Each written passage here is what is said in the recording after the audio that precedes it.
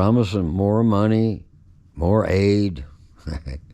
Poor good old USA taxpayers. Hell, our grandkids will still be paying for this crap. But the warmongers, like I say, they're shipping money to these politicians in the NATO countries.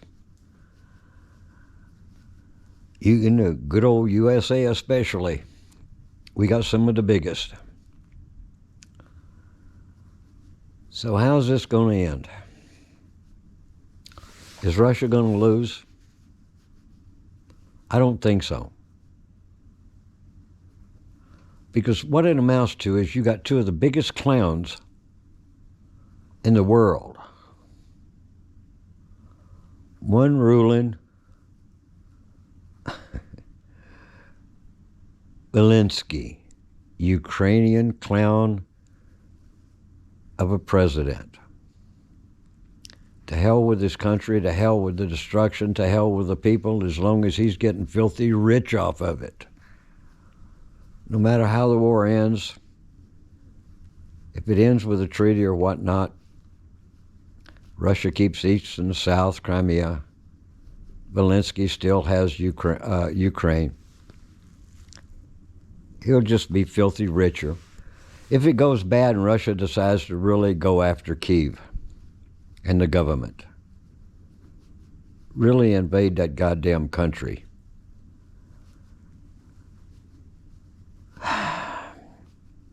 and right now he's doing pretty good. He's facing over 40 goddamn countries arming Ukraine. Are they part of the conflict? Hell yes, they are. There'd be no conflict without them. The United States has been at it.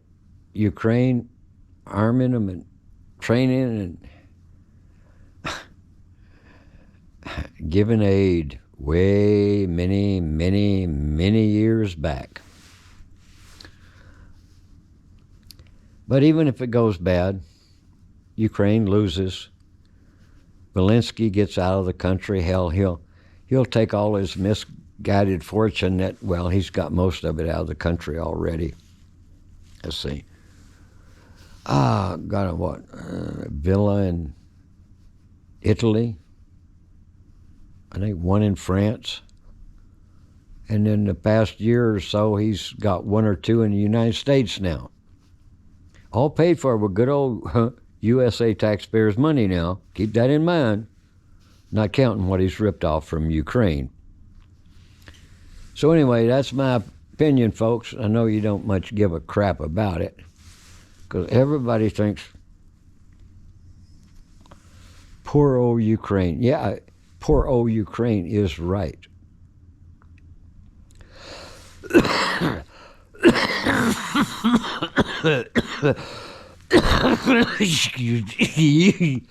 Excuse the hell out of me. I just get so excited when I talk.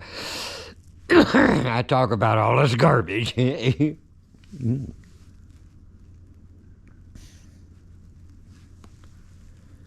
then you got the clown of the USA. One of the most derelict clowns this country's ever had. No, we've got others because they all follow the same procedures when it comes to controlling the world. That's what's interesting. How does each one of our presidents stay on the road of power and control? Is it an unwritten law that that's what we're out to do with our manifest destiny? We've had it ever since the 1700s. And history in my family, I should be able to say that those European countries, they screwed over the Irish, have had for hundreds of years. And when they got into the United States, the British, the French, the English, they were still crucifying Irish, They were crucifying the Indians. And then they kicked out the British. They kicked out the English. They kicked out the British. They kicked out the French. And Russians never had a large military in the United States, but they had a lot of traders that worked in the North Country in the United States. Well, they ended up kicking them out also. And like I say, every Indian tribe, which I'm part of, they kicked all them out too.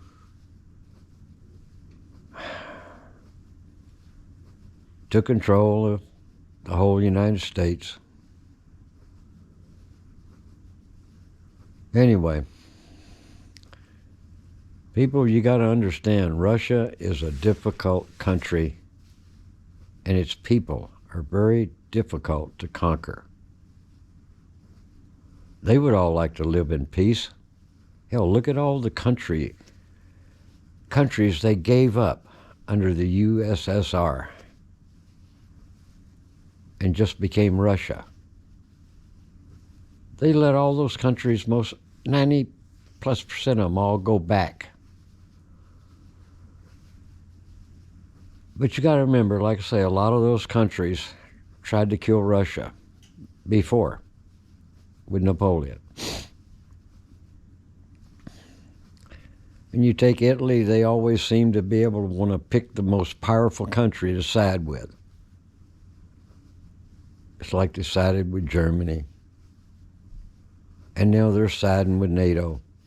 And it still all has to do with Russia. I don't know why people are afraid of Russia. I know Ukrainian people, I know Italian people, I know French people, I know German people. Actually, I don't know too many Polish people because the Poland country leaders, they disturb the hell out of me because I got a hunch they want part of Ukraine. I think they want part of that western area. But anyway, that's my opinion. But Russia does not defeat easily. And there's a difference between trying to control something or police something and then have a real 100% invasion of a country.